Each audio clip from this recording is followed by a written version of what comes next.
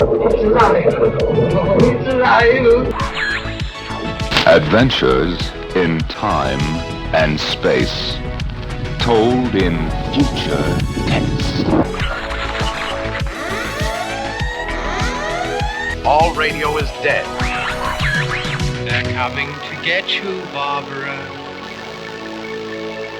Look, there comes one of them now.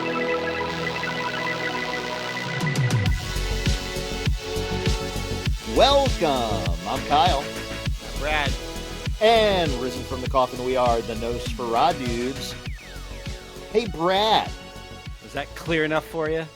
I think so. I'm wearing the shirt of the band. Don't be that guy, Kyle. Don't be that guy. Yeah, this is not official merch. Don't anybody out there don't get excited.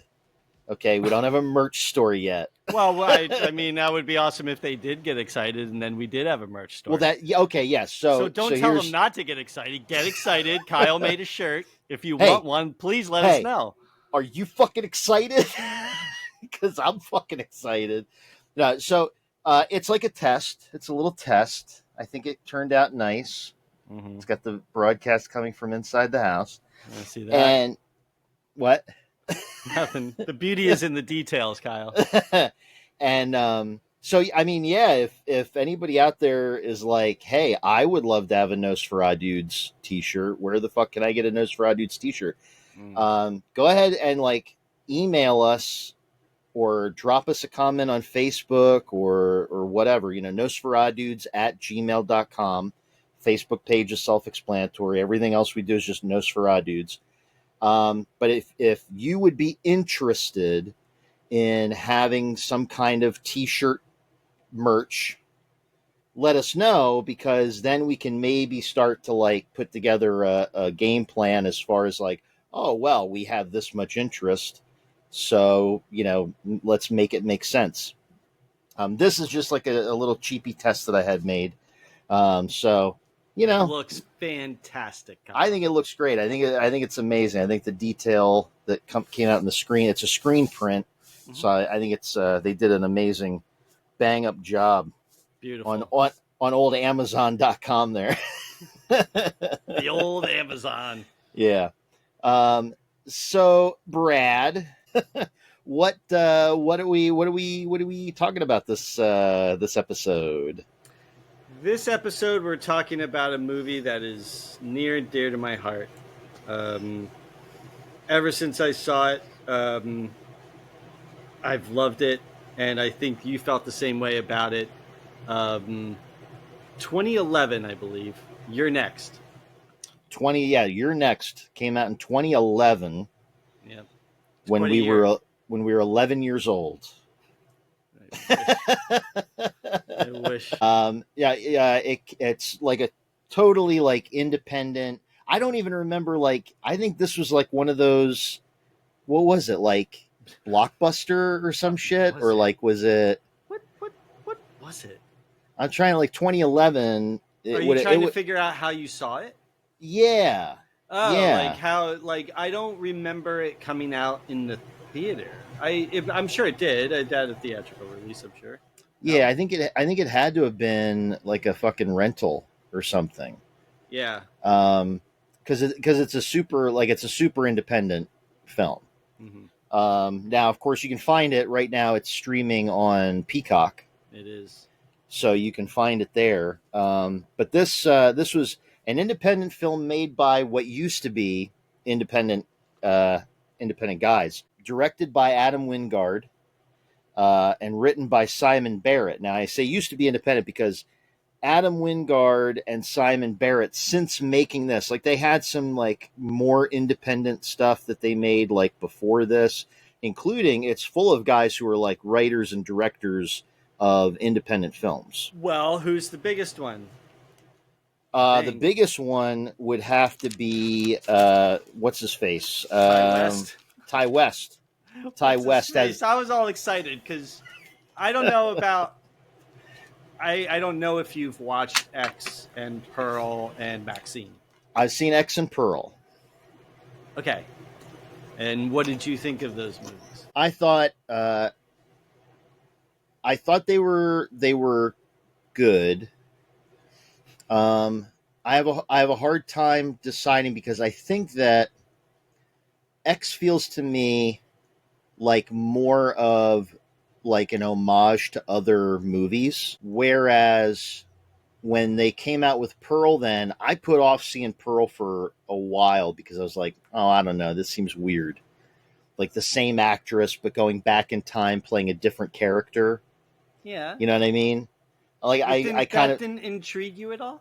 I intellectually get it because it's supposed to be sort of that like Maxine and Pearl are sort of like the same like Right. having these dreams and wanting to do anything to get these dreams fulfilled and all that. I get it intellectually. It's just to me kind of just an odd choice. Yeah. But I will say that I liked Pearl better because number one, I think it had like a very clear plot. It had a very clear where it wanted to go.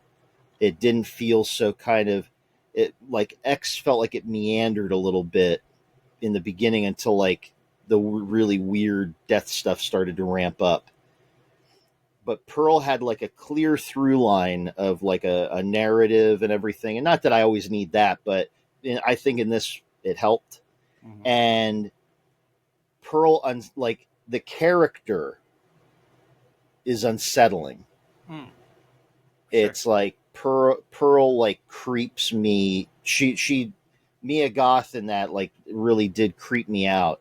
Like there are scenes that are uncomfortable to watch because you feel like you're the third person in the room, actually like observing. It's like the way you would feel if you were at a party and two people got into like a really weird argument. Yeah. And a lot of deep shit comes out during the argument that you're not privy to any of that. Like, guys, I can leave at any. Yeah, no, yeah. Like you stay. It's like no. Yeah, yeah. I need someone else to hear this. Right. Yeah, that's the movie felt like that at a certain point where it was like, oh, like maybe I should leave my house.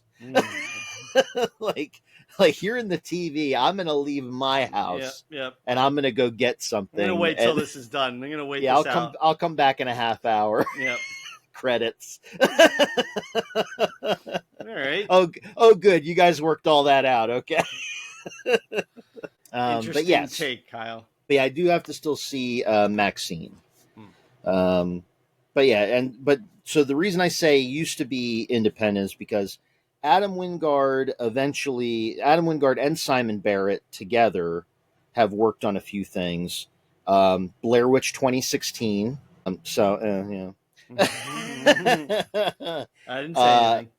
Adam Wingard directed. There was the Netflix sort of live action remake of the Japanese anime Death Note. He directed that.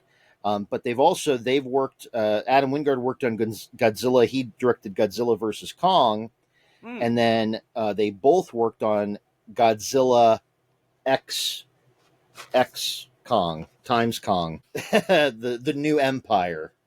Right. But also Simon Barrett wrote Seance, and there was a movie that came out recently called Azrael. With what's her shit? I'm so bad with names anymore. Weaving. Samara Weaving. That's right. Yeah, she was in Azrael. That was okay. That was just okay. But yeah, but it's full of like basically like people they know, like their buddies from like independent films.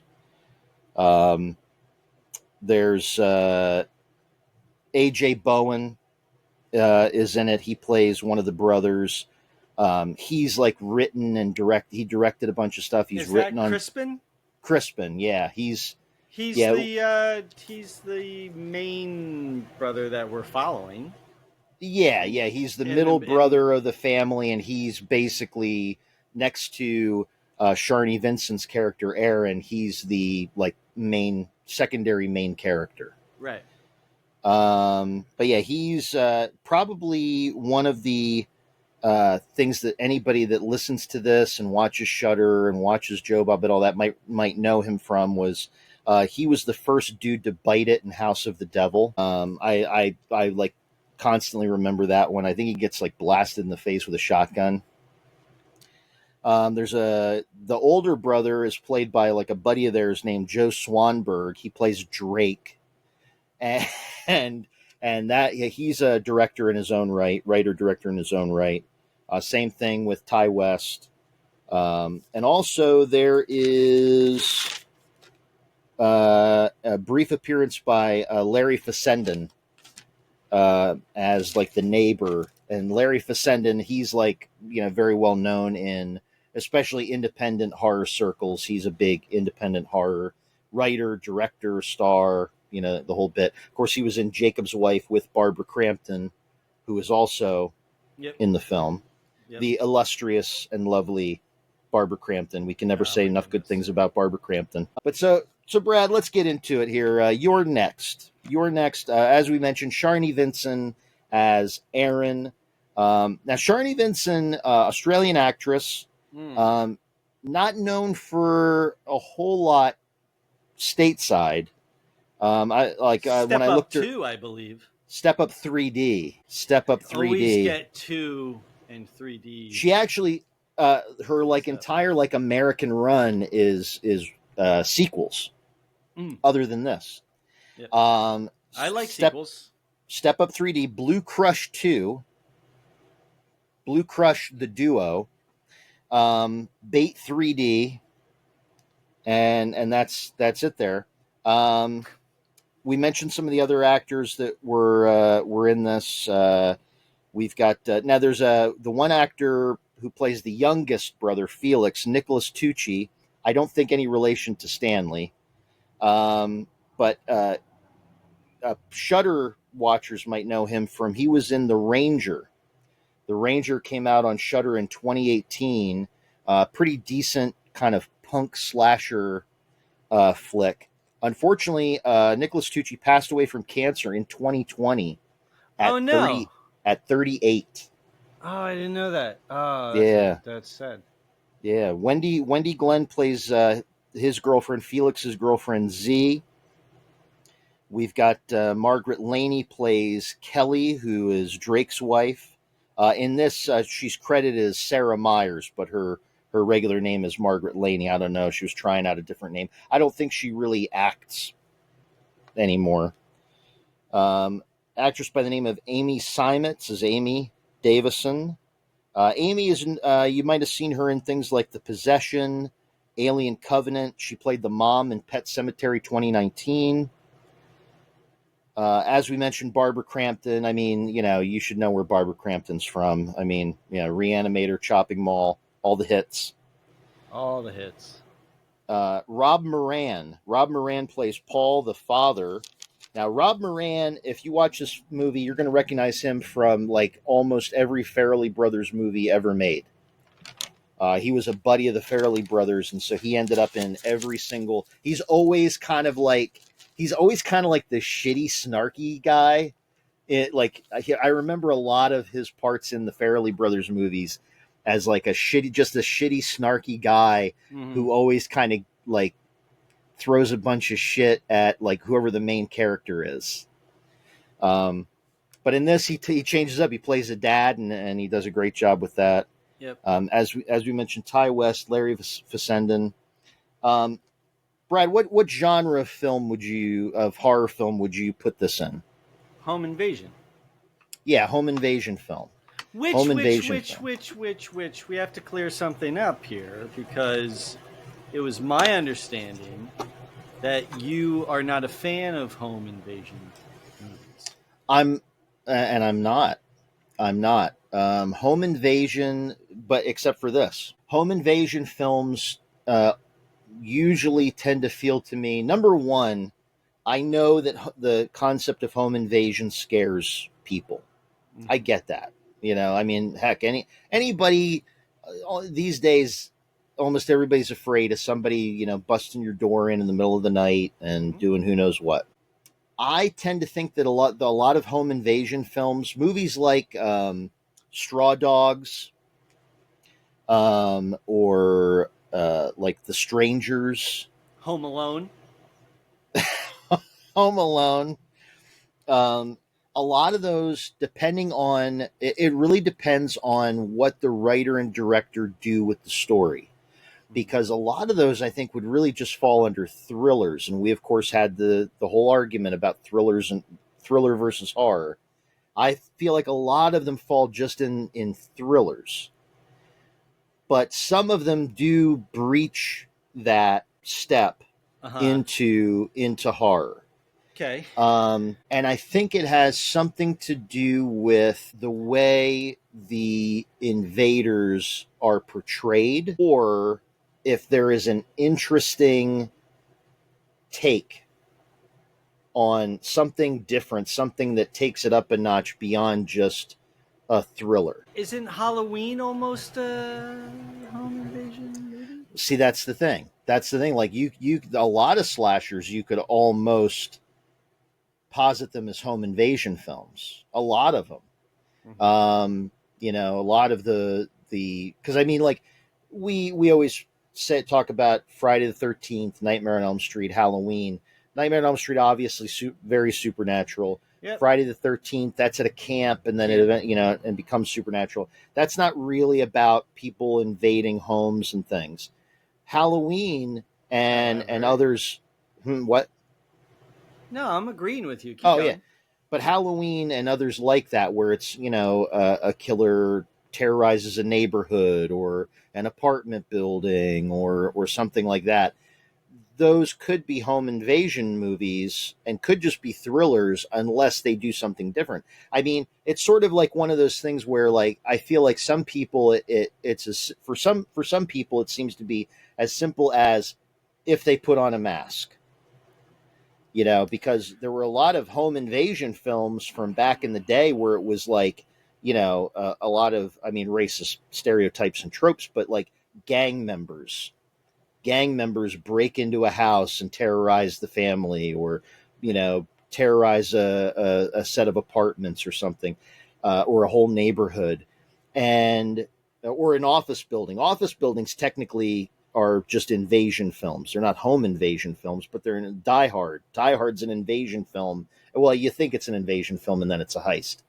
But I digress. Yeah, you did digress, and it's a total heist film. It's a heist action Christmas movie. I don't know where you're going with that. But like back in the late 80s and through the 90s, there were a lot of films like that where it was just like gang members breaking in, doing a bunch of horrible stuff to people. But people didn't like say, "Oh, have you seen that new horror movie?" No, they were considered thrillers or action dramas or something like that. Well, what's Last House on the Left? Last House on the Left. See, that's what I was talking about. There's I think there's you hit a certain threshold where the activities and the events become so horrific, so above the norm. Crank it up a notch. Yeah. When you see people like pulling their own guts out and shit like that, that's where it verges into.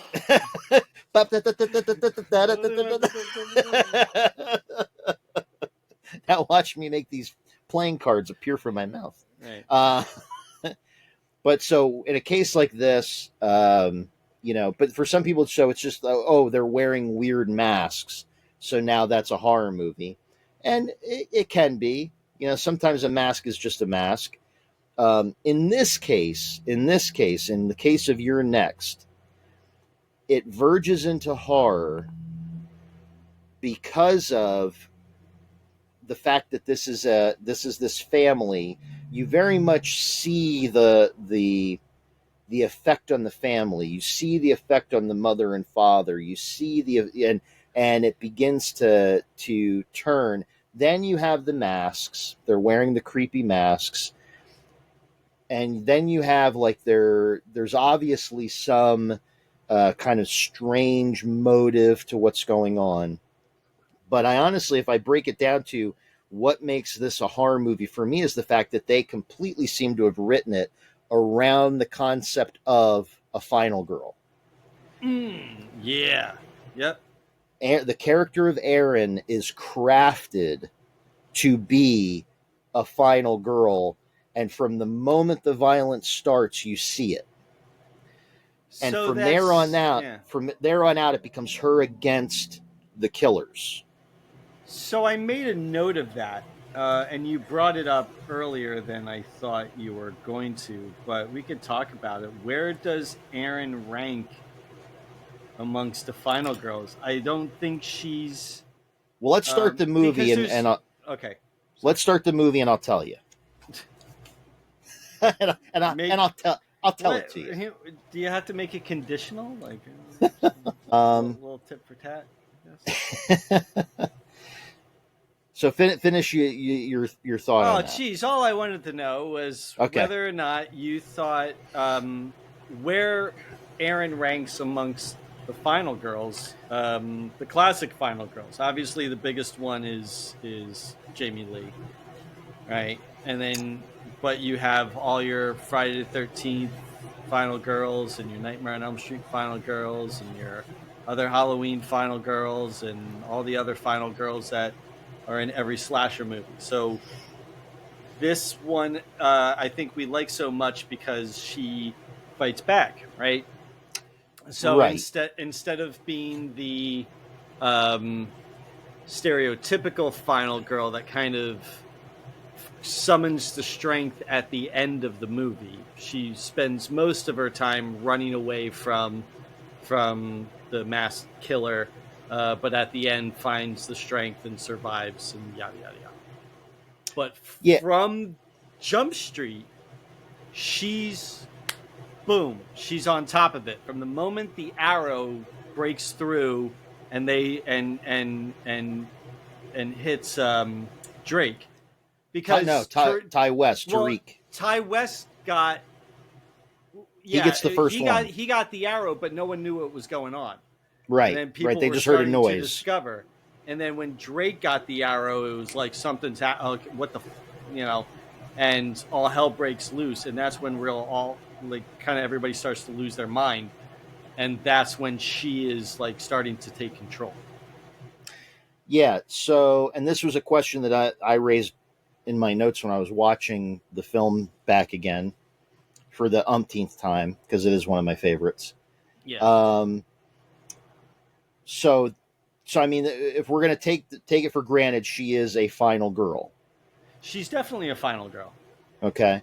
And the kind of there's things you can go into with the like, what is a final girl, what constitutes a final girl, what are the requirements of a final girl. I've been reading a great book recently, Men, Women, and Chainsaws. It's all about like gender in horror films and things, and it's written by, and I'll bring it on and talk about it one day on the show, but it's written by the woman who coined the term final, and she meant it initially as like a derogatory thing. Yeah. And then later on kind of came to understand it a little differently, and she writes about that in the book. But so yeah, typically the final girl, as you perfectly laid out, it's somebody that it's literally, they have to mature over the course of the film. Right. It's someone that goes from kind of a state of innocence, they lose their innocence somewhere in the middle, and then come out the other side in kind of the very typical the hero arc, that guys like Joseph Campbell talk about, like the Luke Skywalker, hero arc type stuff. They have to go through the turmoil, and then at some point they breach the other side now as a fully matured, capable person who handles the business and takes care of the killer or killers. But yeah, Aaron in this, from the get-go, already has all the prerequisite skills. And you could fall into the criticism, like the kind of online, trolley criticisms, that they used in The Last Jedi, that all the new Star Wars films about how the female character in those films, Rey, doesn't like earn it. Like she just all of a sudden, bang, picks up a lightsaber and can do everything. Right.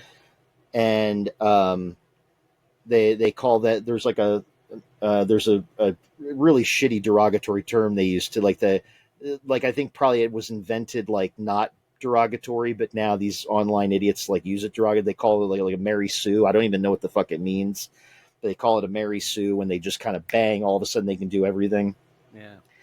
But Aaron, they basically eliminate that criticism because you end up discovering, and we are jumping way ahead, but you end up discovering that she grew up in a survivalist camp Yeah. that her father started in the Australian outback. Right. And so she's been taught from a very early age how to handle any situation that could come up, even just the mindset of how to process chaos. Right. Yep. Because you see her in those chaotic moments, she gets silent and focused because she's now immediately figuring out, what do I do? She flips a switch. Yeah. So, how do I handle this now? Yeah, because she's all she's all nice and sweet, like in the beginning. Oh yeah. She's like she's trying to impress. This is her boyfriend, new relationship. Yeah. She wants to impress his family. She even kind of knows, like so to go back, let's scale it back. Let's bring it back. So who are these people? Who is this family? The Davisons. Brad, who are the Davisons? Well, they're a wealthy family. Who the patriarch of the family worked for a defense contractor. Yep. And only in marketing, though. Oh yeah, of course. Yeah, it's marketing. Yeah. Marketing for a defense contractor. I just sell people the bombs. Right, exactly. So he has accumulated an awful lot of wealth, right, or money doing that. So they have this house out in the middle of nowhere that's gorgeous. Aaron and Crispin, who is one of the sons of this defense contractor, Aaron is his girlfriend, and they are driving to the house to meet up with the family for what is it, for like a weekend kind of get together or whatever. I get the feeling it's not spoken, but I kind of wonder if it's not Thanksgiving or Thanksgiving, something like that. It's not really not Christmas. No, it's not. But it is definitely like winter time. It's like fall, winter. Fall. Sure. And they do have they're having this big dinner with the entire family. Mm-hmm. And they do like a grace, and the only illusion you get is the oldest brother Drake does a thing where he's like, and I want to say thanks, I'm thankful for mom and dad, and so that gives you like the only clue that this is Thanksgiving. Yeah. Do you like Drake? Well, so this is, I wanted to talk about the family a little bit because can we as you start mentioned, with Drake? Yeah. As you said, very wealthy. I mean, this is a mansion. It's a mansion. Yep. Out in the woods. They have one neighbor close by, like a one neighbor, like a 5-minute through the woods. Like you got to go through the woods or way down the road to. Yeah, you got to go at least 5 minutes by car down the road. So I mean, it gives you an idea. It's probably like, what would you figure? 10, 15 minutes on foot at least. That's what I figure. Yeah, I reckon. That's what I figure. And so they're coming up here for this big family weekend. And you can also tell this is a fucking mansion. And this is not like their primary residence now. No, this is a second home because they come in and they, Barbara Crampton is pulling all the sheets off the furniture and dusting and making sure they have food and like all this stuff and kind of just sprucing up the house in anticipation of everybody coming. So I'm going to tell you, I'm going to say something, and I'm going to see if it gives you an idea of what I think about the family as a whole, and then we'll get to Drake. So this is Paul Davison and Aubrey, Paul and Aubrey, and then they have their 3 sons, Drake, Crispin, and Felix, and then the daughter Amy. What do you think I think about this family? Bunch of douchebags. Yeah, because Amy is also spelled Aimee. These are, I mean, this family is living, breathing, walking privilege. Yeah. Oh, yeah.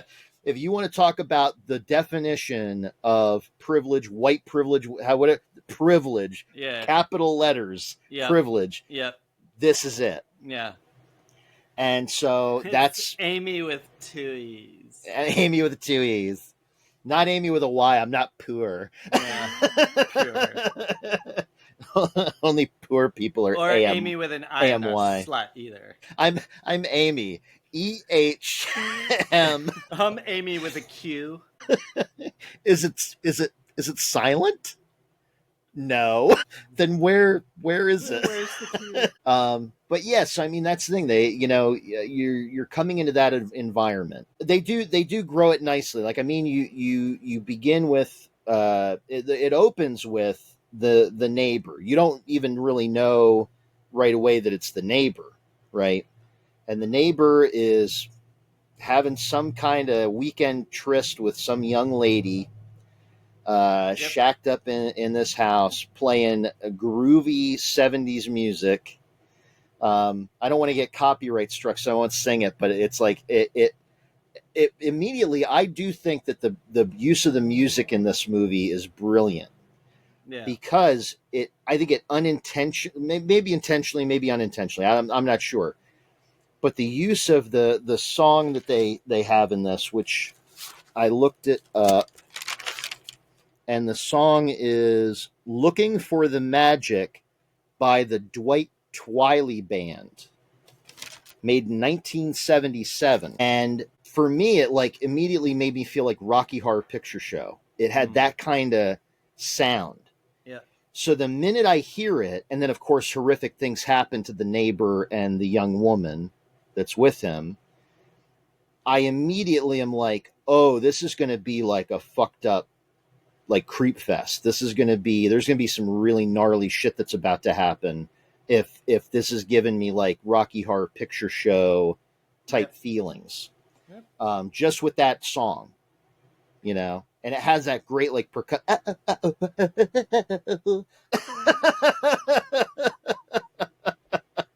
that little percussive singing that the guy does. Yep.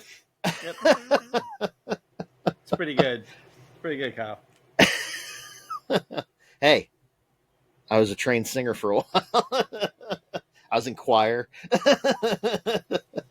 You were a trained singer. But yeah, so you get that like horrific opening where, and you immediately know there's like some kind of masked. There's at least one masked dude killing people. Mm-hmm. And then you don't realize what that has to do with anything until you see the parents drive by that house. Right. And they mention about, they see his car there and they're like, oh, it looks like, the professor over here is, staying at that. And the dad's like, oh yeah, I heard like he got a divorce from his wife. He was like having an affair with like a student or something. Yeah. And so that's, you get that whole idea. And then they kind of unfold. So like Crispin and Aaron are the first ones to get there. Yep. There is something weird. The house was unlocked. They kind of write it off, which of course, if you're in a horror movie, you never do that. Right. You never just ignore an unlocked door. Okay. So a little awareness by Barbara Crampton. So they notice that the door is unlocked, and what does she do? Well, she's like, I'm out of here. Let's go. Well, it's after she hears the noise upstairs. Because she's cleaning up. Oh, that's right, the noise in the house. That's right. They get in, she's cleaning up, and she hears a thump. That's right. From upstairs. And here the husband was in the basement downstairs, like turning on like water taps and things. And she's like, were you just upstairs? And he's like, no, I've been in the basement. I told you. Yeah. And she's like, there's something going on. He heads up, and when Crispin ends up, like, scares the shit out of his dad, he's like, Dad, what's going on? He's like, oh my God, you know, he didn't expect him to be right there. Crispin's like, okay, well, maybe you can tell me what's going on. He's like, and why is Mom standing in the driveway crying? Right. But I just loved it. I just loved it how she was like, noise, we're out of here. Like, I've seen too many of these movies. Like, nope, we're out. And he makes the classic mistake. Well, I'm going to go check it out. Right, yeah. And it is, even though it turned out to be his son, who, oh, geez. Well, 2011, Kyle, right? So. Well, no. So Crispin just showed up. We don't know yet. Yeah. What that noise was, but there is a closet that they cue in on, a closet that he does not open. Right. And he doesn't open it because Crispin scares him by just like showing up in the doorway to the room. Mm-hmm. So that closet never gets checked. Yeah. And when they leave to go join the mom and Aaron in the driveway, you see that closet door just creak open just a little bit. Yeah. And you're like, oh, fuck, somebody's in that fucking closet, right? Does Crispin have a punch me face? Crispin, they all kind of do. But Crispin, and I mean, it is good casting. Like, they definitely cast the movie well. I mean, it is like they are all kind of independent film buddies. But, like, yeah, Drake is a total piece of shit. Like you can tell Drake has total unearned confidence. You don't know where the fuck that confidence came from, but he didn't earn it, whatever it was, right? And then Crispin is like kind of a bit of like classic middle child, like can never be as good as Drake. And so he has that mopey face. He has a mopey face. You kind of do want to punch him a little bit. Because he's got that mopey look, that droopy dog look of like somebody who wouldn't know how to just be, and this is not to offend anybody. I mean, there's all types of different mental things. People go to therapy, you know, and things like this. But you can tell Crispin is that guy who has like zero confidence, maybe has capability, but probably gets in his own way like all the time. And is always, for some reason, feeling like, even though he and everybody else knows that Drake's a piece of shit. Dogs know Drake's a piece of shit. But Crispin can't get it through his head that he shouldn't live up to the piece of shit. Like, he shouldn't keep trying to, like, out shit the shit that is Drake. Yeah. And so you just want to, like, grab him and be like, get the fuck. Like, just don't go to the family things. Like, just, you know, just if every time you go, your mom and dad are like, oh, did you hear about the great thing Drake did? Yeah. And then you're like, oh, well, I did this thing. And they're like, well, I guess that's good for you. You know, like, just don't fucking go anymore. Just write them off. Be like, fuck you guys. Yeah. But yeah, and they even have that moment where Crispin and his dad's ask him, hey, what happened with that? You know, you're going to like try and get that special, you know, grant or award or something, you know, like something that could further published. And he's like, well, guys that haven't been published have still gotten the grant. Yeah. And it's like, and it's hilarious because his dad's telling him like, you don't have the confidence. You don't have what it takes to get it. And meanwhile, his dad is the reason he doesn't have the confidence to get it. You bitched out. You bitched out. You know? Yeah. Yep. Yeah. You know, it's like, it's sort of like if you took a wealthy family that puts on a front of being humble, but also then gave them Charlie Sheen's attitude of winning, like that's this family. Right. You know, you can't just admit that you're like, hey, you know, maybe I'm just a schlub. Maybe I'm just going to be the guy who does regular shit. You know? Yeah. Is Felix? What do you think of Felix? Well, see, Felix immediately does have that look. So, like, they do a great thing visually. They do this great thing visually. If you notice in the film, the colors, the color palette, like, what colors do you notice coming up again and again and again? I didn't really pay attention to it. It's all white, off-white, yep, beige, muted browns, light charcoal grays. Everything is this like it's in this very limited spectrum of rich white people colors. You know what I mean? Everything looks like it's came out of the LL Bean catalog. You know what I mean? Yes, very much so. Right. And so they all have this, but then here comes Felix and his girlfriend Z. Yep. And yes, they're in like kind of darker, more down, Z wears this gray, but you immediately get the idea that they definitely don't condone Felix's lifestyle, whatever that means. Yeah. Like, Felix is like with a girl that they definitely don't approve of. Right, They definitely probably don't like. Right. And they probably talk about her behind their backs whenever Felix and Z are not there. Almost certainly.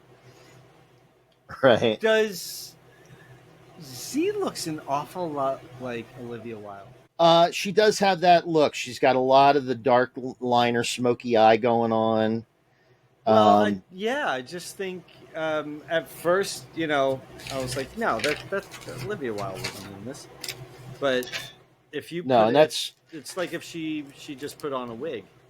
Yeah, and that actress is Wendy Glenn. She does a good job in this. Like, I will say, so before we really like get to talking about the twists and things that happen.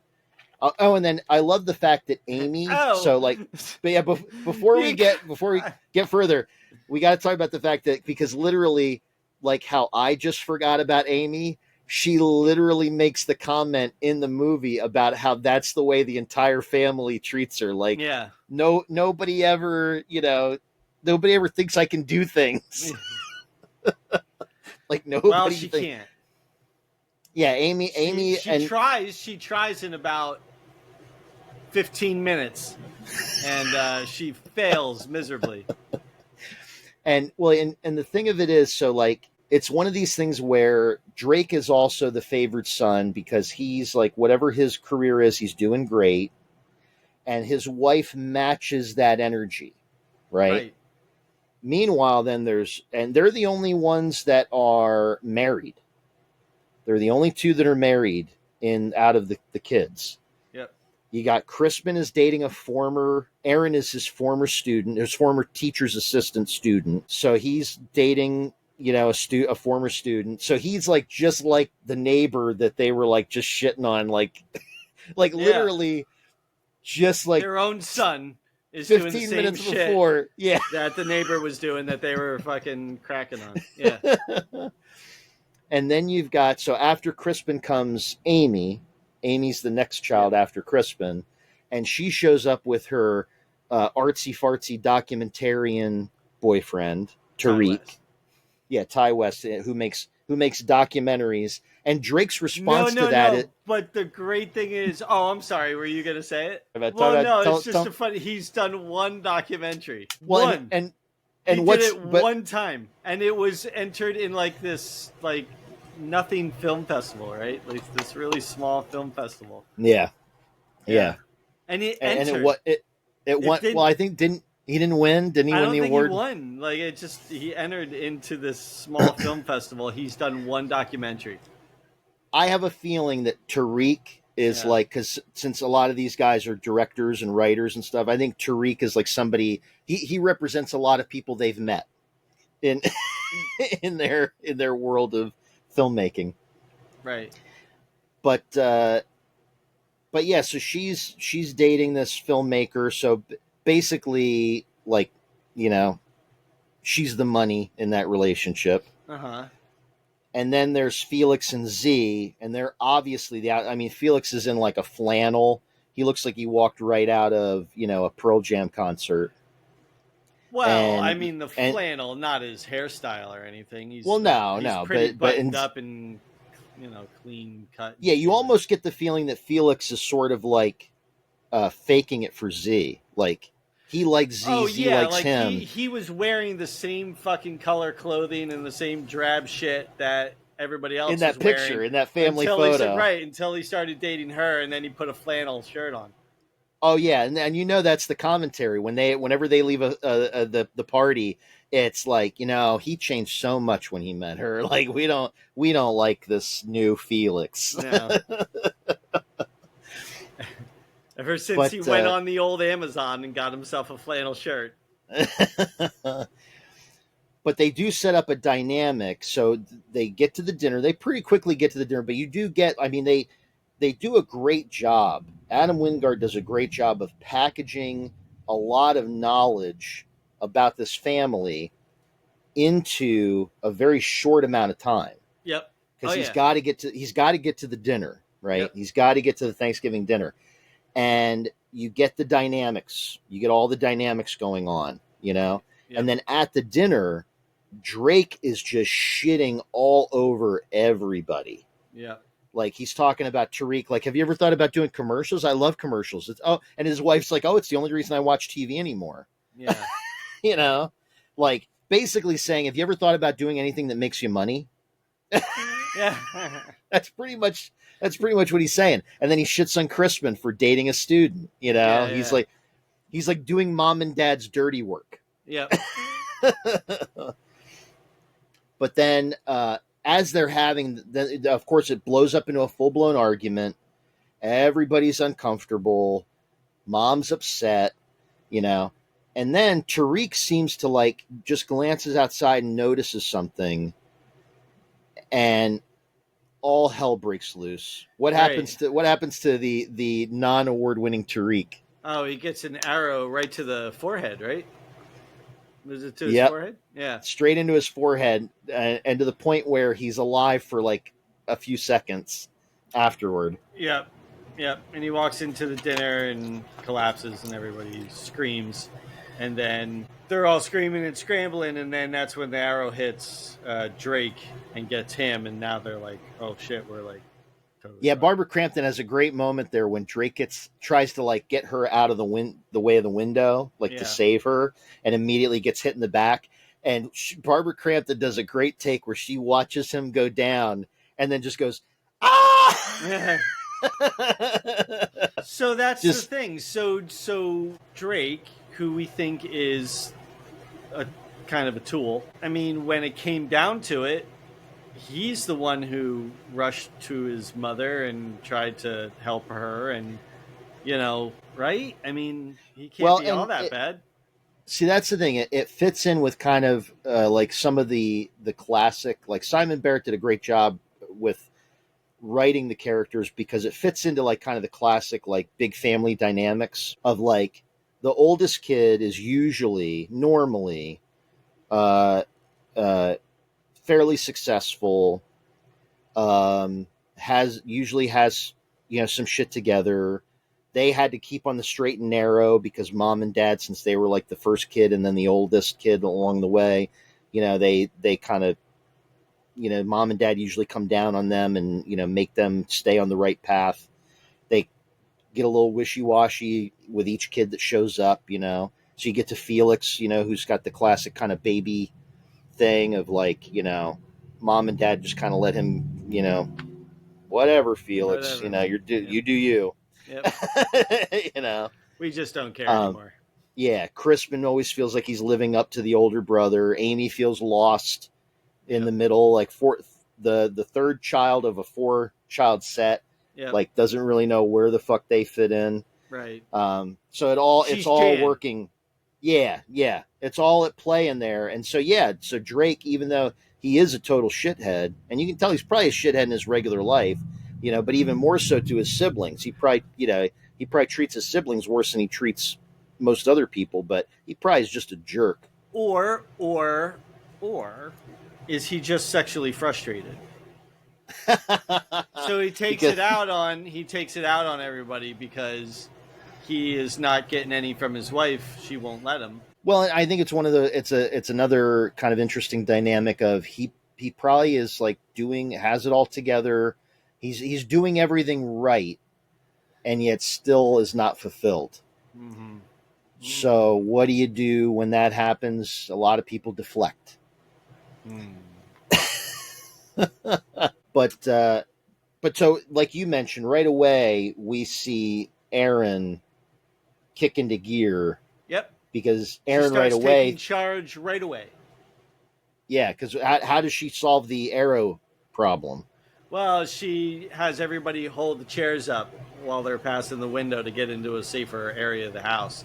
So she's just pick a chair up, hold it over your face, and run these by are the shields. window. Use them as a shield, and it worked. Yeah, and then and then when they're hatching this plan now they're going to say, okay, someone should run for help, and they have another like fun little argument about who can run for help, and Amy's like, I like was cross country, I can do things. Yeah, and meanwhile Aaron is telling time to have a chip on your shoulder. Well, meanwhile Aaron's telling her what? Aaron's telling her, I don't know what, stay inside. Yeah, don't do we should stay Don't here. Be an idiot. Yeah. Yeah. Okay, they shot some arrows, but nobody seems to be coming in. Mm-hmm. We should stay here. But so Brad, who is like, oh no, running for help is a great idea. Oh, is that what? I don't know. Is that Crispin? Felix. Oh, Felix. Oh, yeah. Right. Well. Yeah. I don't know. I can't give away the ending. Well, that's the thing. If you know the ending, you start seeing signs of the ending, like when you rewatch. Did you okay? I can't remember now because I've watched the movie too many times, and I'm just going to spoil it. So just deal with it. So, in the beginning of the movie, like when Crispin and Aaron are in bed. Yep. I think it's when they're in bed or they embrace or something like that, and like there's a bit of a look on Crispin's face that they kind of cue on quickly and then move off of it, where it's usually a clue that something's up with him. Like when you watch a movie and you watch it with your friends, or you watch it with and someone's like, oh, something's up with him, I don't like him. Did you do that? Like it was that moment in the beginning of the movie. And I think like the first time where we're at now, and he's in the hallway and he's kind of looking around like, real fucking shady, and like just like I don't like that dude. The first time you watch it, you don't necessarily catch it. They did a really great job. They did a really, really great job.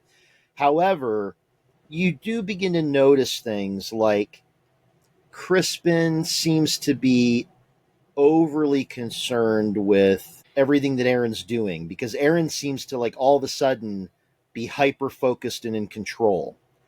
And it seems like he wasn't expecting that.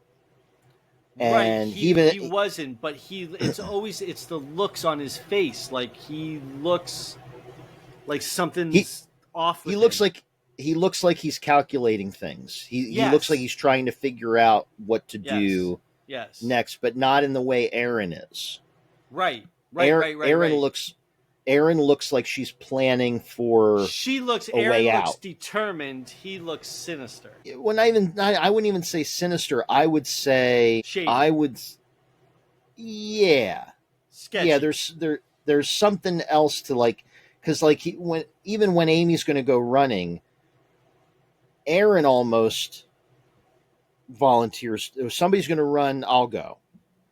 And he's like, no, and he's like trying to keep her there, and it's like, okay, it plays initially like you're concerned for your girlfriend, but it gets a little weird how many times it happens. Just like how many times Felix seems to support a plan that ends up going badly and going wrong, and somebody gets hurt or dies. Felix seems to be like the one, like, yeah, we should do that. Like, like, or, hey, what? Yeah, let's split up. Like, like, I'll take Z with me. Yeah, Z and I'll go do this. You go down in the basement. Yeah. Yeah. And so, you start to get the feeling at some point, if you're watching it critically enough, you do start to get, you're kind of like, why does he keep Amy, you should, there's guys firing crossbow bolts. You should run out there. Right. Like, any concerned brother would probably be like, no, I should go. Right. Like, let me go. But when Amy's like, I can run faster, he's like, okay, yeah. Good idea. You can do it. I believe in you. Yeah. So now, Brad, one of the things, like, we talked about, like, what makes this a horror movie as opposed to just a thriller. Like, are there things that you see that to you are like, oh, this is a horror movie? Well, there's quite a bit of gore, and I mean, it's pretty graphic to start. So you have the gore element, you have the mask element, you have the Barbara Crampton kill, where the guy's hiding under the bed and he slowly creeps up. From I'm glad you said that because I made a note about how it plays on classic fears. Yep. Because there's something in the closet. There's something in the closet. There's something under the bed. Yep. And then when it comes up, who is it? It's like the big bad wolf. It's like right. It's exactly what your worst fears, could imagine. And it's like, So I feel like that's sort of why this hits me as a horror movie, as opposed to just a thriller. Because they're working in these great little touches that you don't realize it right as you're watching it. But it's that idea of something under the bed, something in the closet. It like hits deep childhood shit that you don't expect from this kind of movie. Right. And I think that's one of the reasons why this movie hits, like, in just the right way. Right. Like, the first time we watched it, we were like, holy fuck, that was good. Right. Oh yeah, absolutely. Yep. But then you've got, all the performances are great. This family is falling apart. Barbara Crampton's now dead. It's obvious somebody was in the house. They write "You're next" in blood on the wall to just like strike fear into everybody. I'm not sure. That's the only moment that I'm not sure about in the movie, when they write it on the window at the neighbor's house. I don't know if that's to just to connect the two so that it looks random. So when he wrote it at the neighbor's house on the window, he wrote it the wrong way. He fucked up, and he wrote it so he could read it. So he could read it. That doesn't. Was that you don't? I don't suppose in your research you came across whether or not that was on purpose. I didn't. But it seems like it's maybe a little bit of a fuck up. Okay. Yeah, I was like, they kind of fucked that up, because she's like looking at it like, I can't. Of course, you do kind of discover that these guys aren't exactly like, winners. No, they're not. No. But yeah, and I love, like, they keep working in, like, each of the moments that they have in this movie, they set them up and they pay them off in just the right way. So now you have, what's the character's name again? It's Drake's wife, Kelly. Yep. Is sort of like, she's taking in the horror of the room that Barbara Crampton. They hear her scream upstairs. They go up. Barbara Crampton has a machete sticking out of her head. They're like, "Oh my God, how the fuck could this happen? That means somebody's in the house." Kelly is like, she goes into like this shock. Yep. And she's just taking in the horror of the whole room, like, by herself. Yep. But Kelly begins to put it together. She's like, the window's open, but like Like there's no rope. No, like you can see the wheels turning. Like how the fuck would they have gotten out? Yeah. So then she's like, oh, wait a minute. And she does like a bit of a classic mistake. I mean, good for her in one sense, bad for another sense. But she like looks under the bed and there's the fucking, dude. Yeah. And she has the great moment. She tears ass screaming out of that house, out the front door, remembers that there's the piano wire there that cut Amy's throat and ducks under it and just fucking gone. She's like, I don't give a fuck about anybody else right now. Is it I'm Kyle? out. Now, I love this movie, and I don't have any issues with it whatsoever. However, would it have been funnier if she also would have gotten nailed by the wire? Like, it's left there. They know it's there. They should have cut it down a while ago, but they didn't. And I like the fact that she ducks under it. She got scared. She runs out of the house. And I think that would have been a little too. It would have been a little too slapstick, Now, I do think then it's funny that then when Drake tries to run after her, he catches the fucking crossbow bolt in his back on the wire and fucking digs it. That's funny. That's good. Yeah. He goes down. He's like, oh fuck. There are moments in this movie that are kind of funny, right? Like, oh yeah, well, I mean, there's a little bit of humor. Like even the one death in the movie, I almost thought was funny. Which the just to skip ahead was Felix's death, which, by the way, all these deaths and stuff like that, all good, right? All the deaths are good, stuff like that. That's another reason why this movie is so good. Yeah, the kills are solid. The kills are all solid. Felix, what happens to Felix? Do you remember? Yeah. When it finally comes down to it, and the plot is all found out. We end up over the course of the film, because just simply based on her own sort of like cunning, has managed to get back into the house after being outside for a time, gets back into the house and is just kind of like hiding, trying to collect her shit together, trying to figure out what her next move is. And she just happens to overhear a conversation, because they don't know she's in the house again, a conversation where it's revealed that Felix and Z are in on this, that Felix has hired these three guys, the wolf, the tiger, and the lamb, to come in and do this, and to do a staged home invasion. Right. And so then by what you think is like the final confrontation, she gets into Aaron gets into a fight, and as we mentioned in the beginning, when this evening starts, they don't know that she is this like hardcore woman that she is, because she's been a college student. She's here from Australia trying to get her education. Nothing seemingly special about her, except she's very nice. She's a very nice person, very genuine. But they find out she was raised on this survivalist compound. She was taught how to do all this shit, like with just things she finds around the house. Yep. Everywhere she goes, she grabs, and that's one thing I want to go through at some point. But everywhere she goes, she grabs a weapon. Yep. Something that can be used as a weapon.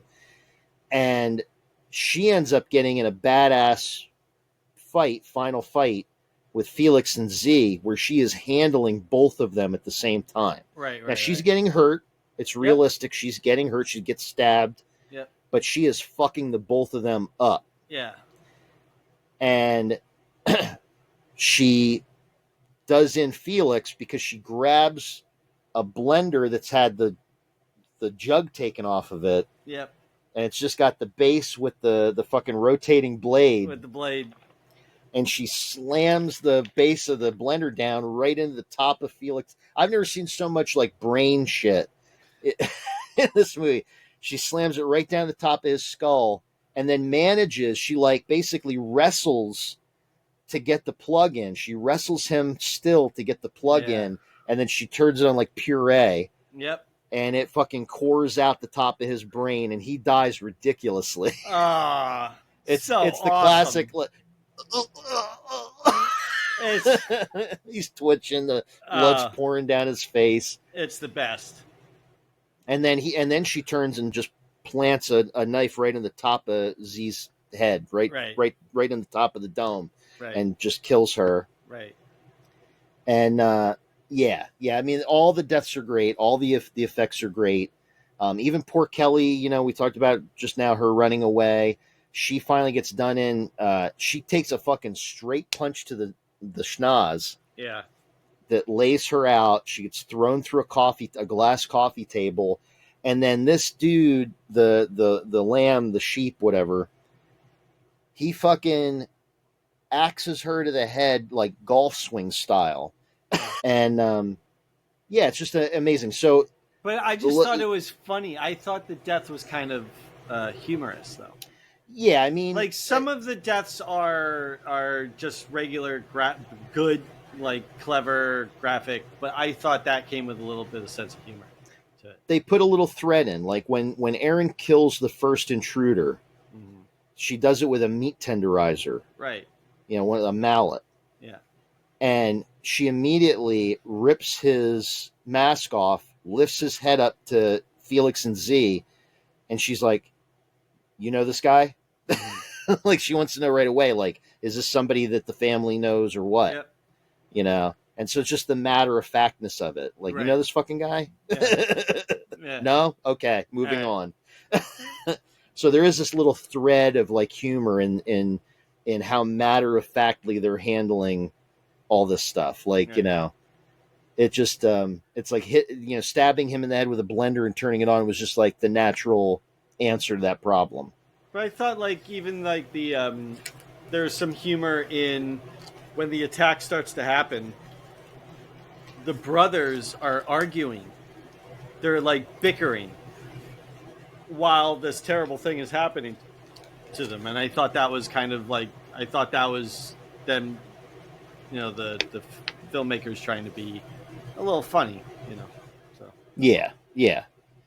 And there is stuff like she does Home Alone one of the guys at one point. Yeah.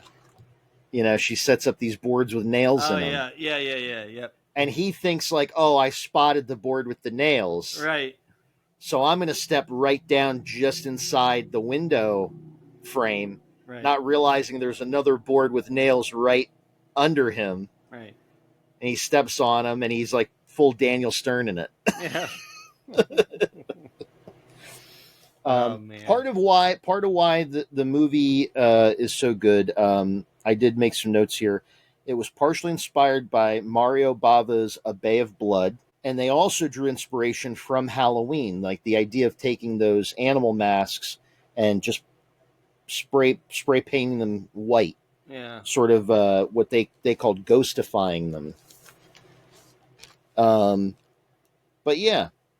And the funny part is, like, this is considered, as a horror movie, it's considered part of a genre just because of who's involved in it, who's in it. There's apparently a genre of film called mumblecore, which I'd never heard that term before, but you can see when you like learn about it, the whole idea of this mumblecore style is supposed to be about like a bit of realism. It's supposed to be naturalistic acting and dialogue.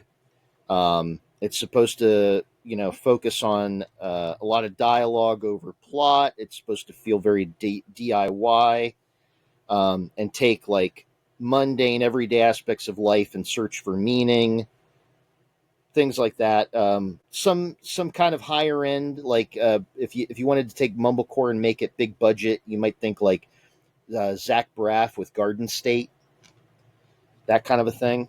Okay. But basically, they took that and kind of applied it to this. So, like when they're having like the argument around the table and everything, all these interactions feel very real because, like, I almost thought that the actors that played Drake and Crispin, the first couple times I watched the movie, without looking them up or knowing anything about them, I almost thought that they were like related in some way, if not actual brothers. They have very similar features, and the way they argue is very realistic. You think they have similar features? Oh, yeah. Yeah. Who? Crispin and Drake? Crispin and Drake. Yeah. Like what? Like the nose, their overall, like the way their eyes are set, the size and the set of their eyes, their nose. Yeah. They look anything alike. I don't know. I think people would disagree with you. I don't know.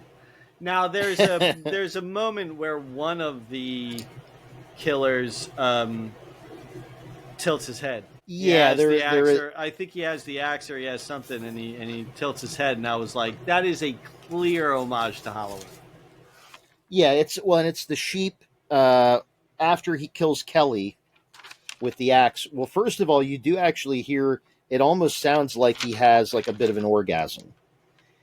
Like after he kills her, he lets out this like very like trembly breath, like he just got like, really super excited by what he just did. And yeah, then he sits down very, very like stoically, quietly sits down and does the head tilt. I think that probably is a little bit of a nod to Halloween. I think so. Because like we said, the idea of the masks being like whited out, right? Come from there. But let's talk about Erin. So we agree she's a final girl. Is she the best final girl? Well, Kyle, who's the I'm asking you. I'm asking you, Brad. No. I'm asking you. No. She's not. No? No. No? She can't be. She's not allowed to be. She's not allowed to be. She can be number 2. There's only one greatest final girl ever. Yeah. Yeah, and you know who she is. And everyone listening out there knows who she is. So, no, she can't be. But she can be number 2. And that's Nancy. Nancy from Nightmare on Elm Street. I hate you. Nancy's certainly up there. I mean, she fights back. She Home Alone's Freddy. Yeah, I would say if you based it on Macaulay Culkin is the greatest final girl. Kevin McAllister is the greatest final girl ever. Why don't you chase me? Guys, give up? You're thirsty for more. Okay, don't get scared now. Yeah. Oh, I used to love saying that line. This is it. Don't get scared now. I think as far as overall fight goes, if you're just going by like, if you're ranking it by legacy, by setting a standard, by who did it longest, who did it longest and best, I think Laurie Strode. If you take all of the films, careful that Laurie Strode is in combined. With your words right now, Kyle. No, I think if you take all of the films that Laurie Strode is in combined, you could make a solid argument that she is the best final girl, because I would even include the David Gordon Green. Well, if you do films. that, then she does what Erin does. Well, right, and that's what I'm saying. If you just take the first film, I don't know. I mean, like hiding in a closet, screaming, stabbing at a guy with a coat hanger may not live up to it. And I'm sorry, she landed it. She took a coat hanger and she stuck it through a hole this big in a panic situation. That is hard to do. I dare you to try to set up a mask in the closet. Go sit in your closet right now. No. Okay. But what I'm saying is it's very difficult to take a coat hanger and stab somebody in the eye with it. I think you're going to have to, you have to have really good aim. And you have to be really focused at the time to do it. And she was focused at a time when she was trapped in the closet being, attacked by a crazy psychopath. I think the only problem with Laurie Strode in the first 2 Halloween films is she very clearly gets rescued by Loomis in both films. But she improvised, she overcame, she adapted. When she was in the living room, she had the knitting needle. and she got him with the knitting needle, right? And then when she was trapped in the closet and you think she has nowhere to go, bam, coat hanger, coat hanger, coat hanger, stab, coming here, coming here. So, so yes, Loomis, came in and shot him or whatever 6 times. But I have a feeling that Lori pulled the mask off, right? Got the mask off him, and he had to stop and put the mask back on. So she did all that, man. That's all her. Set everything up for Loomis for a nice, clean shot. So I don't know. I don't think you can take it. Even Halloween 2. Of course, she's screaming most of the time in Halloween 2. So yeah, the crawl across the parking lot. Maybe that was a bad example. But so let's talk about the things that when we watch this, we're not done with our final girl talk yet. So well, that's what I'm saying. I'm continuing that. Okay. So I know that when you and I first watched this, yes, our immediate take on Erin's character was that she does everything that we always were saying, like that we would always be yelling at the TV on movie nights. Yes. Like, why didn't you do this? Why did you do, why didn't you go there? Yep. So like her first kill is against the guy with the tiger mask, and she uses the meat tenderizer, and that right away strikes you because classic final girl movie blunder. She finishes the job. She does not let up until she knows that fucking dude is dead. And there's a moment. There's a moment where you think she's going to stop. She hits him once in the back of the head, and you think she's going to stop. And what does she do? She keeps on going. She hits him like 7 more times. Oh yeah. Until he stops twitching. Yep. No, she's like we said, she has completely flipped the switch. She is hyper focused. I've watched so many movies where you watch like one of the ones that I watched that I remember that I was so like the movie lost me at that moment was the movie Wolf Creek, the Australian film. The guy grabs the backpackers, and the one girl shoots him.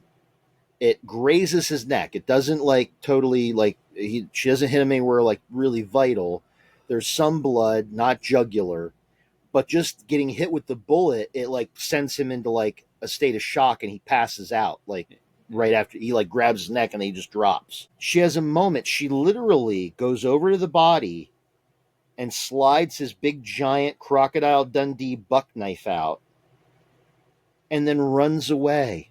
Oh. And I'm like, he is incapacitated. This guy who's been torturing and murdering you and your friends is incapacitated on the ground in front of you.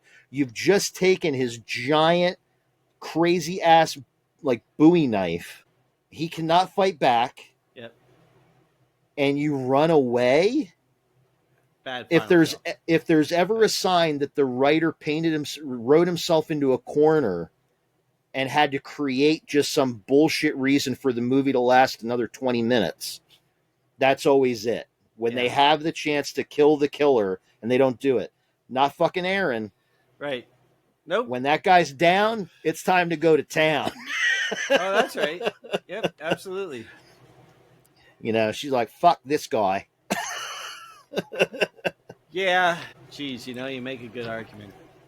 And like I said, she continuously arms herself. Anytime she finds anything that can stab or cut, she's always grabbing it and pocketing it. The question of greatest final girl ever is settled. It's Jamie Lee Curtis. We're settling that. But Erin has to be number 2. Can I put it another way? If you were able to be next to and protected the same way, not come to harm, if the final girl gets hurt, you get hurt, kind of thing. Okay. If you're right alongside a final girl, what final girl in horror would you rather be next to? Oh, Erin. Aaron. I immediately trust that she knows what to do. Right. Because again, now this is one that we have seen with other final girls. Sally in Texas Chainsaw being a very famous one of them. But when Aaron's faced with a killer in the only door out of a room, what does she do that we always say you should do? Jumps out the window. Through the window.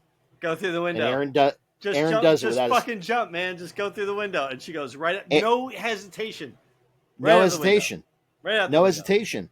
And I guarantee you, if like you were to like somehow do a prequel flashback, you're going to see some image of like a 10-year-old Aaron out on the outback at this compound, and her father going, "If you're ever trapped in a room, Aaron, you go out the fucking window." Right.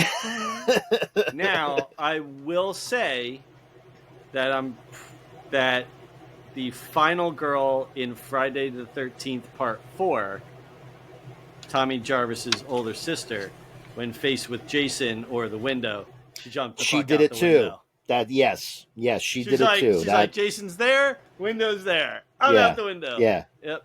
Yeah, she's in there somewhere, because she, out of all, of course, Nancy set the traps. Nancy has decided, to be number 3. Yeah, So I mean, they're up there. But you have some of the people in these movies. It's like, what did you even do to deserve to be the final girl? Right. Exactly. What did you do? What's so special about you? What did you even do? Oh, you just happened to run across the road and he chased you when the semi truck hit. You didn't do anything. Also, when she jumps out the window in Texas Chainsaw, correct me if I'm wrong, but isn't that window like the first floor window, like ground level? It's a ground level. It's ground level, like it's a bay window. It's like it's a bay style, but it's a single window. But yeah, it has that. Yeah. It's like knee high to ceiling almost. Right. And she goes through that one.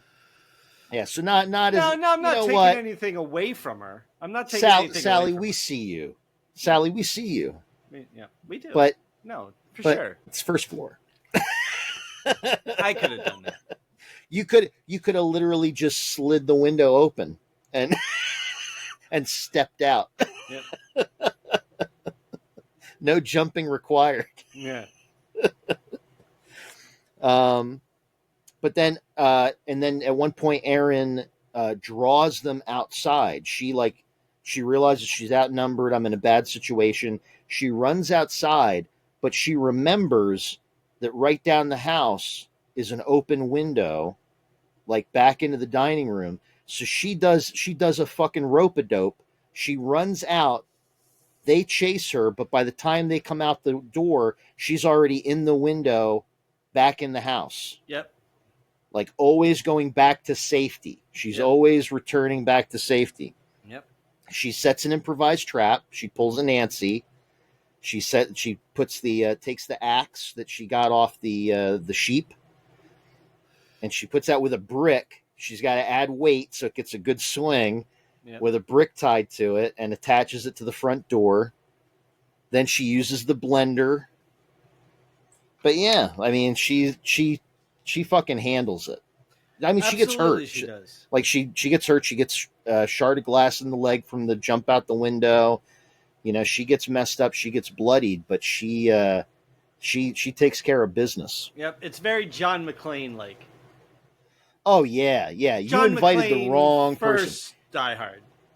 And of course, so we find out. So getting to that then final moment. So she finds out about Felix and Z. She handles Felix and Z. Mm-hmm.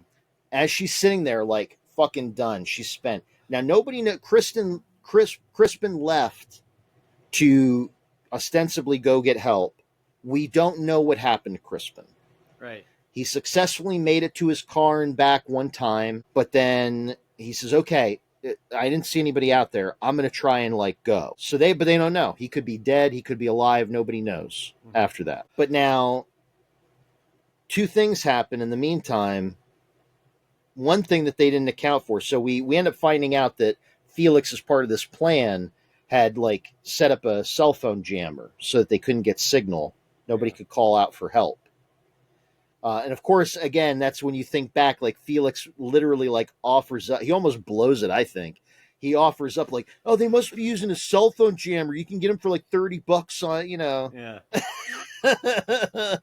It's like, oh, really, Felix? You could get a cell phone jammer really easy, Have you gotten a cell phone jammer lately there, Felix? Yeah. You own a lot of cell phone jammers, have you Felix? picked one up lately, Felix? But Erin knows, because of her survivalist father, even when you don't have signal, you can use a cell phone. You can send a text to 911, and that will continue to attempt to send. Like all that, cell phones are programmed to continue to try to send that message. Yeah. So that if you even get one bar for like a split second, your phone will try to send that message out and get the text out. So she does that. So she's just waiting. She eventually does get a response that the message was received. But now she's sitting there. She thinks I'm done. She doesn't know where Crispin is. He could be alive, dead. She doesn't know. And then all of a sudden the phone rings in Felix's pocket. Mm-hmm. And who is it? It's Crispin. And she sees the numbers. She sees it. It's a ton. I just had to get out there. I'm so sorry. You know how many. You know how like I don't like the blood and stuff, right? Is that? Yeah. Is Hey, bro. I know you're mad I didn't help out more. Yeah. But you know, I'm a pacifist. I'm a pacifist. He says I'm like the come on, the most white privilegey fucking out ever. I'm a pacifist. But I'm totally down. I'm totally down for these mercs murdering our entire family. I was just going to say, I'm a pacifist. You can't really call yourself a pacifist if you planned the murder of your own parents. Well, I mean, and your brother and sister. No, and I really don't mean any offense to anybody out there that's listening that has certain feelings, but I mean, you could say, what more American thing is there than being against a war and then being okay with sending a bunch of other people to go fight somewhere. Right. There's a lot of Americans that's kind of their position is like, yeah, I'm totally against. I don't like wars. I wouldn't go fight, but then some shit goes down. It's like, yeah, totally. You got, hey, support the troops. Something like that. Yeah. So, yeah. so I mean, that's again, this, another one of the reasons I love this movie, and I really didn't even see it as much. I mean, you kind of get it in general, but I mean, now that I'm kind of rewatching a lot of these more critically for the show, the whole message of this movie is privilege, and it's the idea that 80s greed. 80s greed. That's right, but it's the idea that Crispin and his brother Felix, they understand that they're not the favorites. Drake and Amy are the favorites. Yeah. And God forbid that their parents die and somehow don't leave them as much, or, it's not like they get no messages from the parents that like they're written off or, anything like, but it's the idea that they feel so entitled. That's the other kind of word that goes with it, privilege and entitlement. They feel so entitled to that money that it's like, I'm not going to let Drake, especially Drake. I think that's a big push. I'm not going to let Drake kind of good boy, his way into getting all the stuff that should come to us. And so this is Crispin and Felix's answer to that. Let's get rid of mom and dad because we want the money now. Like they're both in a position where their lives are kind of like Crispin. The funny part is like Crispin's teaching like at a college, but apparently that's not good enough. I don't know why, but that's not good enough. Yeah.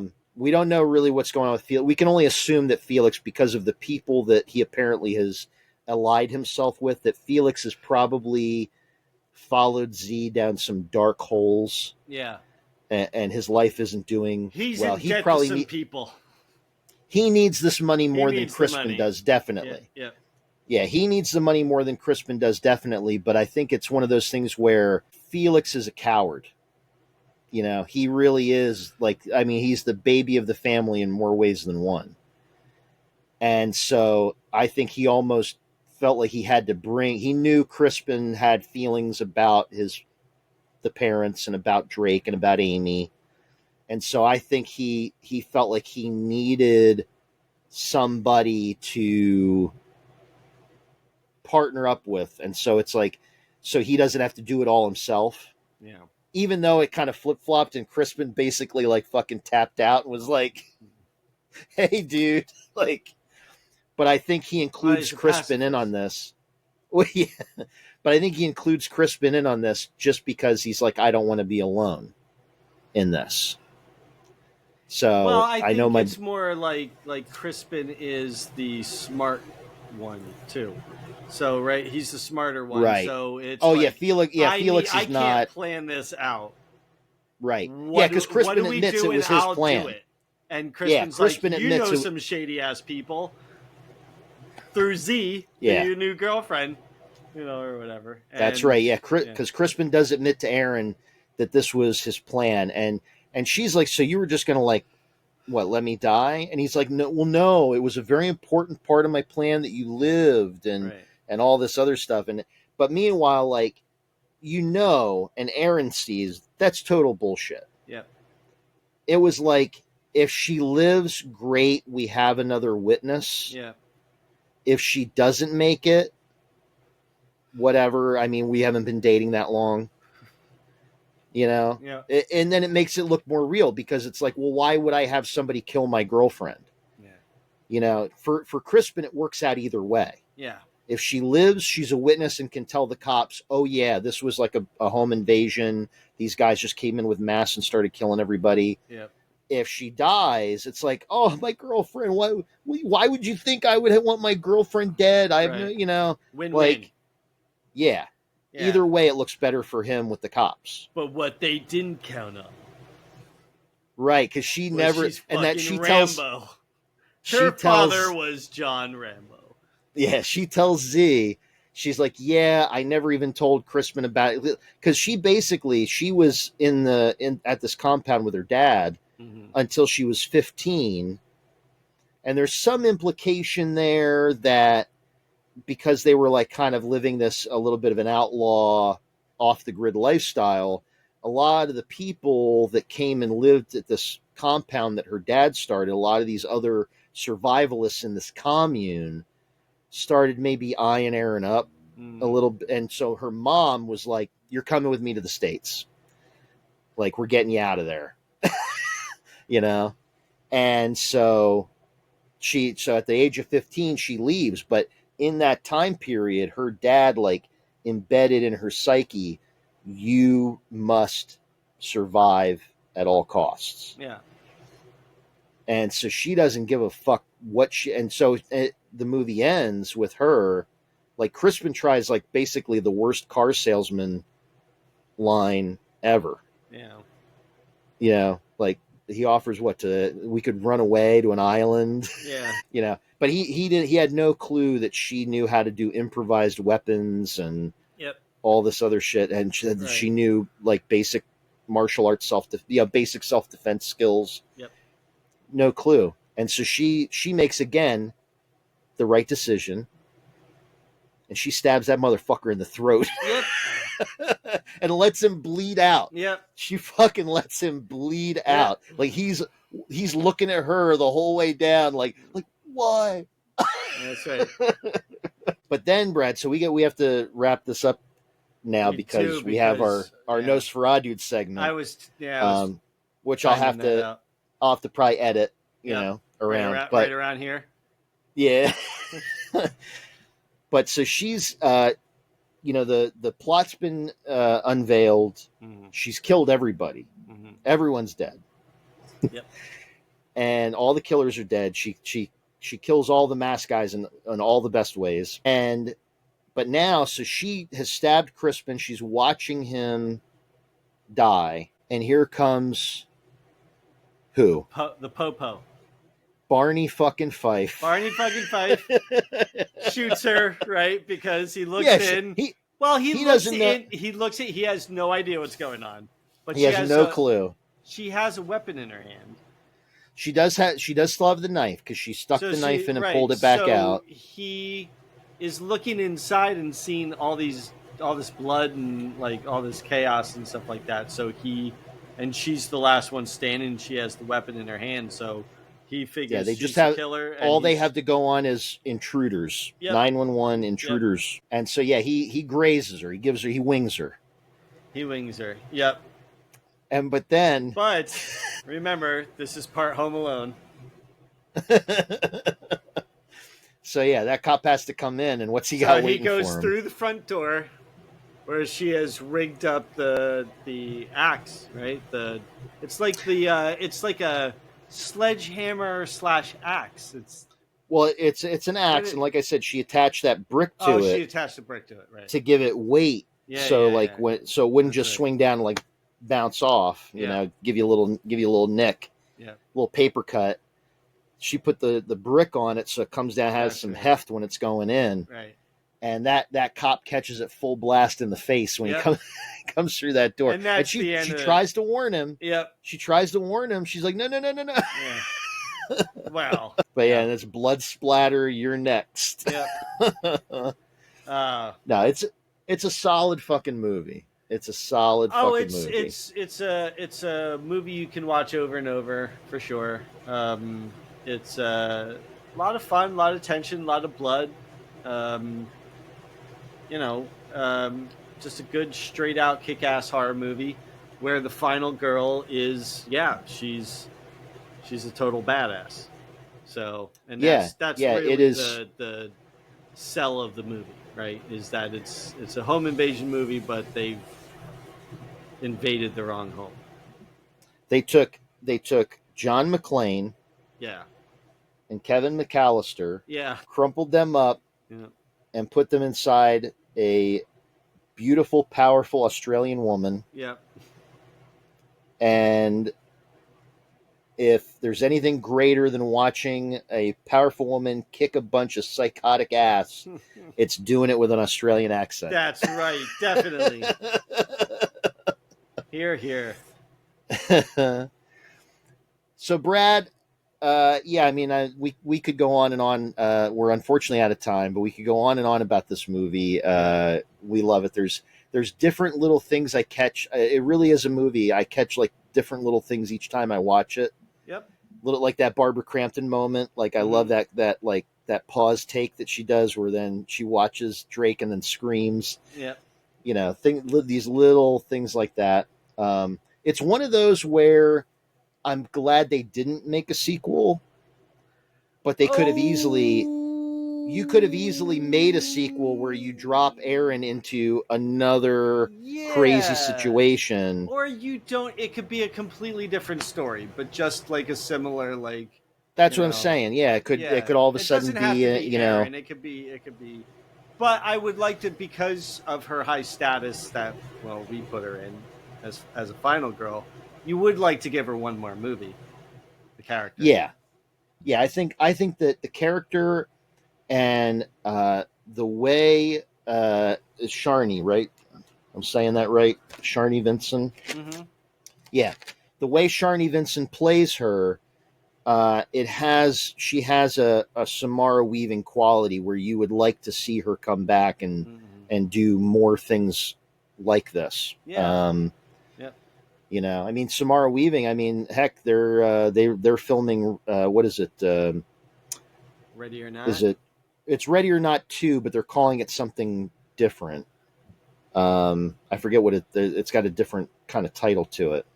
But yeah, they're basically doing Ready or Not 2, and Ready or Not is kind of along the lines of something very similar to this, in the sense of a privileged family. They kind of bring a girl who's kind of an unknown quantity into it. Now, she doesn't have the survivalist background, but she starts, taking care of business, and they're taken aback by the fact of how well she can take care of business. and that one did so well. They're bringing a second one. So, yeah, great movie. Before we go, real quick, I know that we are a horror podcast, but I'm very excited about two things. One is the announcement of Spaceballs 2, right? That was huge news, especially hearing that Rick Moranis will be coming back as Dark Helmet. That was huge for me because I don't know if we mentioned it on the podcast before, but I had read before that Josh Gad was trying to get Spaceballs 2 together. And the thought was, well, if they get Rick Moranis, like, it's going to be good. Like, I'm in, you know. But if they don't, that's going to be a huge hole. So, but they did get him. And I was super psyched to hear it. So now I can't wait for that movie to come out. The second thing is watch the new trailer for The Naked Gun, because The Naked Gun is one of my all-time favorite comedies. And when I heard they were redoing it, I wasn't super psyched. But when they cast Liam Neeson, I got it, because what was the great thing about Leslie Nielsen was that he was a dramatic actor for years. And then when he got Airplane, same with Lloyd Bridges, that kind of whole crew, they were serious actors. Robert Stack, right? Yeah. Serious actors, and who had never done comedy before. And because they delivered all the silly lines with that deadpan, serious, expression or nature, it made it that much funnier. And so when they went to cast this Naked Gun, they didn't go to no disrespect, but it didn't go to Kevin Hart or Danny McBride or Will Ferrell or something like that. Like, they didn't go to a comedian; they went to a dramatic actor to do a comedy, because they wanted that same. I think they wanted that same kind of feel to it. They wanted that same. Let's take the dramatic actor and make him say all this crazy, stupid shit. Yeah, and it looks really good. So I'm very excited. So that was all I had. Yeah, no, there's a lot of great stuff coming out. Whether it be horror or comedy or otherwise. I think it's going to be an interesting year coming up. This next year, 2026. I think there's a lot of stuff that's slated, a lot of great stuff slated to come out. There's some more superhero stuff. Some more superhero stuff that I'm excited about. But I still want to see some really good horror. Jenny and I, at this point, we may have to release the Nosferatu as a special episode, its own little because we just keep half talking. Hour. Yeah. Mm-hmm. That's okay. I can do that. Yeah. We can do anything we want. We can. Yeah. Hey, fuck you. You know what? We could just. You know what? Let's just cut Austin out. Well, we're trying to gear up to do more stuff with some guests, get people in the mix, people that we know, people that we're familiar with that have like opinions or love certain films and want to talk about those things, or have certain knowledge. Like Austin, he's going to talk about Monster Palooza. So we want to get people in, kind of mix things up. We want to bring different stuff. We've been talking about introducing new projects, like new special episodes. Like I think we can reveal we want to do a series, kind of a series we do like one every so often, called Carpenter's Cabinet. Mm-hmm. Where we just talk about John Carpenter films. Yep. And highlight those because pretty much we feel like anything that John Carpenter does, even if it's not a horror movie, it's a horror movie because it's John Carpenter. Yep. So you may not agree with it, but it's our show. It counts. Yeah. So whatever. So we want to do stuff like that. We eventually want to do more drive-in double features. We want to, kind of mix it up so that you guys are coming and not necessarily always getting just, two awesome dudes talking about horror movies. Or us. Yeah. So we want to try and bring some more special and some other viewpoints. Like Brad and I have talked about. He personally knows some listeners that think that I just don't like new horror, and that's not the case. I'm just picky. So there's an update there. So the update is, the clarification is, you are too slow on watching new things. I am too slow on watching new things. Part of that is honestly a lot of the things that have come out recently. I don't have the money to go see in the theater, and when I don't, and if I don't have the money to go see it in the theater, I'm the guy that's been unemployed. For any listeners that don't know, like I lost my job and I'm transitioning to a new job. Yeah. So no, I don't have the money to go. It's like I really wanted to see Sinners. Yeah. When that was in the theater. I got laid off the week Sinners was in the theater. Yeah. So I was like, I can't do that now, and I can't pay $20 for the cinema on demand. So I have to literally wait till it hits like HBO or goes to like a $5 movie. Like that's just where I'm at. Well, that's what I'm doing. But no, I am slow on the uptick. But also it's because I'm also very aware of the hype train. Like there's a lot of movies that come out and they either get good hype or bad hype, like right off the bat. Mm-hmm. And so I'm like, you know what? I want to let that I don't want to get wrapped up in that. I don't want to get wrapped up in somebody else's opinion on what that movie is or what it's, so I kind of let it. Is that why you haven't seen Terrifier 3 yet? No, that's just been, that's honestly, I haven't found a good time to watch it. I know. I do have to watch it. I do have to watch it. I haven't, it's definitely on my list, but also it's like, that's one of those where like, my wife doesn't want to watch that with me. Yeah. She doesn't want to watch Art the Clown, so I have to like pick my moments in a lot of cases, Right. Like I gotta wait till like, okay, British mysteries are done for the day and she's ready to go to bed. Yeah. And now I can put on some crazy fucking thing that I want to watch. So maybe when I come down for Halloween, we'll put it on. Oh, but we did just watch, and Jenny's tried to actually get more adventurous. Like she likes horror movies. It's not that she doesn't like horror movies. Certain stuff she doesn't like. But there's two things she really loves.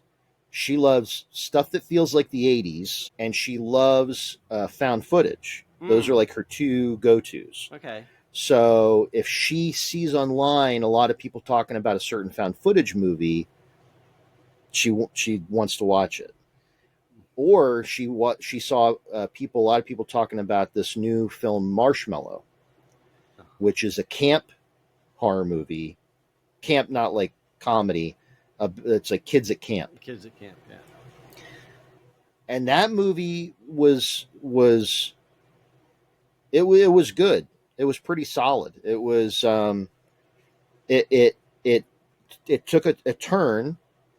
I won't give anything away because it is brand new. Yeah. But it had like kind of a twist where it goes in a different direction than you're like is this like a slasher?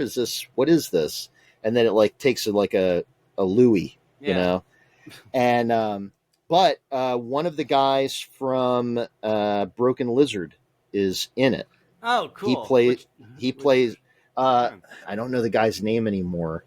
It's the guy who was the DJ in Club Dread, the kind of brownish, blondish haired guy. Which one was the DJ? And he was the DJ who was he was the nephew of Bill Paxton's character. He was going to take over the camp. Oh, okay, I know who you're talking about. It's him. Yeah, he's the one that you don't know his name. Stop. But he plays like look on IMDb, but you ruined it. But he plays the manager, the head of the camp. Okay. The operator of the camp. And so I was very pleased when I saw him. I thought, well, actually, I'm like those Broken Lizard, like Club Dread is like their least like celebrated film. Yeah. But I loved it. I thought Club Dread was loved it too. fun as shit. Oh yeah. But that's because we're horror guys. I think a lot of their regular like crowd didn't quite Paul Soder. get what they were doing. I knew it. Paul Soder. Yeah. Paul Soder is the head of the camp. Yeah. And then and it's got great, like the characters are all great. It's like the counselors are like kind of classic, typical, like they have like those archetypical counselors. Like the one guy's kind of like a buff douche, and the kids, there's the bullies, there's the weirdos. It has a great feeling to it. And when you see like the scary, dude, the way they depict it in the movie, it could be iconic if the movie gets a little traction, but with the twist, I'm not sure. But that character of like the thing that all the kids are scared of is some iconic shit. So Marshmallow, if you get a chance, check that one out. It was pretty decent. Okay. Which for me is high praise. Pretty decent is high praise. That's high praise. Yeah. So I, there is new horror I see, but I gotta kind of pick my battles and take my shots when they come along. But I'm also that guy that when it gets late at night, I'm like watching. I go on Roku Live, and I put on the Universal Monsters channel. Yeah. Or I put on the MST3K channel. Yeah. And I'm watching all that stuff. I'm watching MST3K do Earth versus the Spider. Do yourself a favor. Put on Art the Clown. Okay. All right. So on that note, from me. And me. Oh, wait. Don't forget. NosferAdudes@gmail.com if you like the idea of Nosferadudes t-shirts. That's right. Or comment on Facebook. Yep. So from me. And me. Thanks for listening. And remember, the broadcast is coming from inside the house. And I'm going to fucking cave your skull in, mate, just because it's my house. That's my